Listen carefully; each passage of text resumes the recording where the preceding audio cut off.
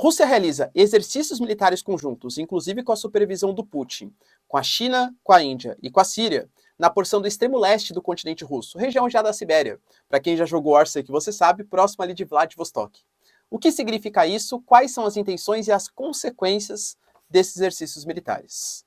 O Chile aparece bem abalado, inclusive o Gabriel Boric, presidente, promove uma profunda reforma ministerial e planeja, junto com o Senado, junto com o Congresso, uma nova Constituição, uma nova Constituinte, que guarde um pouco mais os anseios da população chilena, que de verdade não quer a Constituição do Pinochet, mas aparentemente quer menos ainda a Constituição que foi proposta por essa Assembleia Constituinte. Liz Truss, primeira-ministra recém-impossada do Reino Unido, finalmente recebe as honrarias da rainha e divulga quais são as suas plataformas, as suas propostas de governo, e também notícias relacionadas à Rússia com a Transnistria. A gente tem o Sergei Lavrov, que é o cara das relações exteriores da Rússia, falando que não vai admitir que nenhum país, inclusive a Moldávia, haja contra russos falantes de língua russa em qualquer que seja o território, dando uma indireta para a região da Transnistria, uma região separatista desde a década de 90. Será que isso vai ajudar a formar o que eles chamam de a nova Rússia? O que seria essa nova Rússia? Se você quer entender um pouco mais sobre esses assuntos, e muito mais também sobre geografia, geopolítica, atualidades, política, polêmicas, enfim, tudo para você se manter sempre bem atualizado, já se inscreve no canal, deixa seu like, compartilha esse vídeo, que eu, professor Ricardo, conto muito com a sua ajuda. Belezinha? Para quem não sabe, pessoal, eu sou candidato a deputado estadual pelo estado de São Paulo e tenho plataformas bem interessantes aí relacionadas a investimento em educação, redução dos impostos, enfim, uma série de propostas que eu não quero ficar divulgando aqui no meu canal, porque meu canal é de geopolítica e atualidades, mas que se você quiser, me siga ali nas minhas redes. Vou deixar todos os links na descrição para você que quer me apoiar, não sabe como, quer saber mais das minhas ideias, consiga me acompanhar um pouco mais de perto. Tamo junto, pessoal? Então, bora lá pro vídeo, ó. Bom, que nem eu falei para vocês, a gente tem exercícios militares hoje sendo realizados, e vão até amanhã, né? Até quarta-feira, dia 7 de setembro, exercícios militares na porção do extremo leste do continente russo. Esses exercícios militares estão sendo realizados com países que são alinhados geopoliticamente uns russos, como, por exemplo, Índia, China e Síria, tá? Esses exercícios militares, claro, eles estão no momento de demonstração de força, de poder muito grande da Rússia. A gente sabe que a Rússia está cada vez mais aliada dos chineses, os dois firmaram recentemente um acordo de múltiplas funções, né, acordos múltiplos ali, um acordo sem precedentes, segundo Xi Jinping e segundo Putin, e vem nesse momento de reforçar o apoio que a Rússia precisa. Não dá para esquecer que a Rússia, ela acabou de anunciar o encerramento do gasoduto Nord Stream 2, aliás, Nord Stream 1, alegando que por conta das sanções sofridas pela União Europeia, pelo Canadá, não existe gente técnica capaz de fazer a manutenção e muito menos equipamentos, peças fundamentais para fazer a manutenção do gasoduto Nord Stream. Então, enquanto não findar as sanções econômicas que o mundo ocidental pratica à Rússia, a Rússia não volta a exportar gás para a União Europeia. E a Rússia, ela sabe que, por exemplo, ela vai precisar muito do apoio da África, da América, da Ásia, para conseguir superar essa problemática. Eu sempre falo aqui para vocês, né? É uma questão de quem vai ceder primeiro, se é a União Europeia ou se é a Rússia. Então a Rússia se aproximando militarmente, dando para esses países o que ela tem de mais importante, que é o seu hard power, o seu poder militar, ela se alinha geopoliticamente com países que têm pensamento parecidos com o seu e garante alianças econômicas que vão ser importantes para superar, inclusive, a crise, né, que poderia, na verdade, estar sendo gerada pelas sanções dos países ocidentais. O Chile aparentemente sentiu o golpe, hein? Sentiu o golpe, e o Gabriel Boric falou que tudo bem, ele entende, não foi a Constituição que a sociedade chilena estava esperando, e ele fez uma profunda reforma ministerial. Ele mudou 4 ministros de alto escalão no Chile. Ele tirou o ministro da Energia, da Saúde, do Interior e a própria Secretaria do Governo. Além de tudo, ele já se reuniu com o chefe do Senado ali para discutir como que vai ser feita essa nova Constituinte. Vamos convocar uma nova Assembleia Constituinte, vai ter uma nova votação com a obrigação do voto popular para saber quem vão ser os constituintes. Será que agora vai participar? Porque na outra, né, na outra Constituinte, você tinha a questão da plurinacionalidade, então todas as etnias estavam representadas, 50% homens, 50% mulheres. Então vai ter que ser colocado para debate agora como vai ser essa Constituinte que vai ser convocada pelo Gabriel Boric, pelo Chile. Mas fato é, como eu já disse, né, na introdução, o Chile não gosta da, da Constituição do Pinochet, feita lá em 81, mas também não gostou dessa Constituinte proposta nesse momento.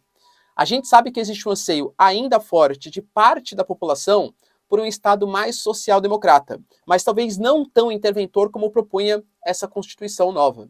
Por exemplo, hoje mesmo, frente ao Palácio Presidencial e frente ao Congresso, rolaram manifestações de estudantes que estavam pedindo um Estado um pouco mais ativo, um Estado um pouco mais interventor nas questões sociais chilenas, principalmente relacionadas à educação, e principalmente a educação de nível superior. Hoje, muito assim, exclusiva da população mais rica do Chile. Liz Truss finalmente passou pelos processos ali mais burocráticos, recebeu as honrarias da rainha e está apta a ser a nova chefe de governo, a nova primeira-ministra do Reino Unido. A Liz Truss, que é conhecida como a nova Margaret Thatcher, embora tenha algumas incongruências em relação ao seu passado na vida política, para quem não assistiu, veja o vídeo passado, o vídeo de ontem, tá? Que eu falei um pouco mais da história de quem é a Liz Truss. Que tem pais um pouco mais voltados à causa trabalhista, aí quando se candidatou, né, quando virou política, era mais da causa conservadora, aí ela era contra o Brexit, agora ela é pró-Brexit, enfim, né? Um pouco confusa aí a sua vida política, mas assim, geopoliticamente falando, ela vai continuar com as sanções à Rússia, ela tinha uma retórica muito agressiva com o Sergei Lavrov, muito agressiva com a Rússia, mas ela, apesar do longo discurso que deu hoje, ela não falou muito sobre questões geopolíticas internacionais. Por exemplo, a questão do provável separatismo da Escócia, que quer fazer um plebiscito para o ano que vem, da Irlanda do Norte, que também quer fazer um plebiscito, o Sinn Féin, para conseguir separar do Reino Unido, ela não tocou muito nesses assuntos. Ela tocou mais em questões internas. O que ela prometeu? Ajudar a população a conseguir pagar a conta de luz, que no Reino Unido já ficou 400% mais caro desde o início dos conflitos. Já citei para vocês, existe no Reino Unido hoje um movimento chamado de Don't Pay. A galera não quer pagar a conta de luz, alegando que o preço subiu demais e isso está reduzindo o poder de compra. É o risco de calote. Os sindicatos britânicos, eles estão exigindo um aumento do salário mínimo de 9,50 libras por hora para 15 libras por hora. Galera, é quase 50% de aumento num período de inflação. Então ela vai possivelmente, tá, fazer com que o Estado pegue dinheiro do seu tesouro para acalmar um pouco o preço da energia, ou seja, o Estado vai subsidiar o preço da energia. Falou que quer promover um corte dos impostos para conseguir controlar um pouco a inflação do país, o aumento do preço das coisas. E também falou sobre um caso muito grave que vem acontecendo hoje no Reino Unido, que é a questão da saúde. O Reino Unido, que tem um sistema público de saúde, hoje está com seu sistema público sobrecarregado. Pois é. Então ela pretende aumentar o número de leitos, aumentar o número de vagas, pensando que o inverno está por vir. Citei para vocês ontem, né? Que essas são assim, as principais dificuldades no âmbito interno do Reino Unido. E para finalizar aqui o nosso vídeo, Sergei Lavrov, o cara das comunicações, o cara da relação exterior da Rússia, deu uma declaração bastante polêmica e que pode ser bastante perigosa para Moldávia. O que acontece? Quando a gente tem um momento ali, finalzinho da Guerra Fria, em 89, a gente tem a queda do Muro de Berlim, aí década de 90, a gente tem já um processo de tentativa de independência dos países mais alinhados à Rússia, à União Soviética e tal, até que em 91 tem o fim da União Soviética, mas era um contexto em que a gente tinha grande parte dos países não se sentindo mais representados pelo poder central, pelo Mikhail Gorbachev. Então começam alguns processos de independência. Mas existiam regiões que se sentiam representadas, que não queriam se separar da União Soviética, não queriam o fim do socialismo. Uma dessas regiões é a região que hoje é conhecida como Transnistria. É a região que fica entre a Ucrânia e a Moldávia. É como se fosse um pequeno enclavezinho. Na década de 90, sabendo que a Moldávia não tinha intenções de ficar unido com a União Soviética, eles anunciaram o movimento separatista. À época foram apoiados pela União Soviética, pela Rússia, e acabaram vencendo o conflito depois de 2 anos contra a Moldávia e conseguiram o seu território. Só que olha como é a geopolítica, né? Hoje, nem a Rússia reconhece a Transnistria como um território independente. Embora você tenha ali mais de 1.500 soldados russos em território da Transnistria, que a Moldávia considera que deveria ser território da Moldávia. A Moldávia, na época, tinha até alguns planos, né, de se juntar com a Romênia, tudo tal. Bom, hoje em dia o que acontece? A Moldávia tem um governo totalmente pró-União Europeia. E muito possivelmente vai ser um dos países que está pleiteando uma vaga para entrada na OTAN e entrada para a União Europeia também. Se isso acontecer, está bem claro, galera, que a Transnistria vai ficar ainda mais revoltada. A Transnistria tem hoje uma força militar até que bastante significativa, principalmente frente à Moldávia. Por quê? O último presidente da Moldávia era o cara mais pró-Rússia, e ele meio que desmilitarizou o país. Alega-se que ele fez isso de maneira proposital para enfraquecer a Moldávia e fortalecer o movimento separatista da Transnistria. Esse conflito que está rolando agora é um conflito que muitos analistas dizem, inclusive o próprio Dugin, né? Dugin, que é o cara que é como se fosse o ideólogo do Putin, a filha dele, que, lembra, faleceu no acidente, por conta do atentado, tal, essas coisas. Ele fala de uma proposta de uma nova Rússia. O que seria essa nova Rússia? A Rússia dominando toda a regiãozinha ali, ó, que vai de Donbass, passando por Mariupol, passando pela Crimeia, passando por Kherson, Odessa e Transnistria. E todo esse território seria como se fosse um estado alinhado com os interesses da Rússia. Com a declaração do Sergei Lavrov, falando que custe o que custar, ele vai defender todos aqueles que falam russo e dizendo, logo depois, que a região da Moldávia ameaça a galera que fala russo na região da Transnistria, fica muito assim conveniente, né, a gente analisar que um dos principais objetivos, possivelmente, da Rússia nos próximos momentos vai ser a anexação da Transnistria. Poxa, galera, a principal alegação da invasão da Rússia à Ucrânia, qual que foi?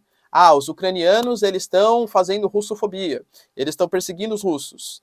É mais ou menos parecido com o que o Sergei Lavrov está falando agora no momento na Transnistria.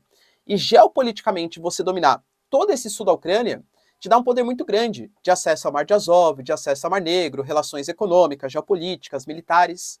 Então, muitos analistas estão considerando que esse pode ser o futuro. Se a gente for pegar, mesmo que a Rússia domine a Transnistria, tem um obstáculo ali no meio do caminho, que é o porto de Odessa. Pô, recentemente teve um acordo mediado entre a Turquia, em que a Rússia abria os portos para os ucranianos exportarem os seus grãos ali, trigo, girassol, etc., e a Rússia também poderia utilizar aqueles portos para fazer exportações.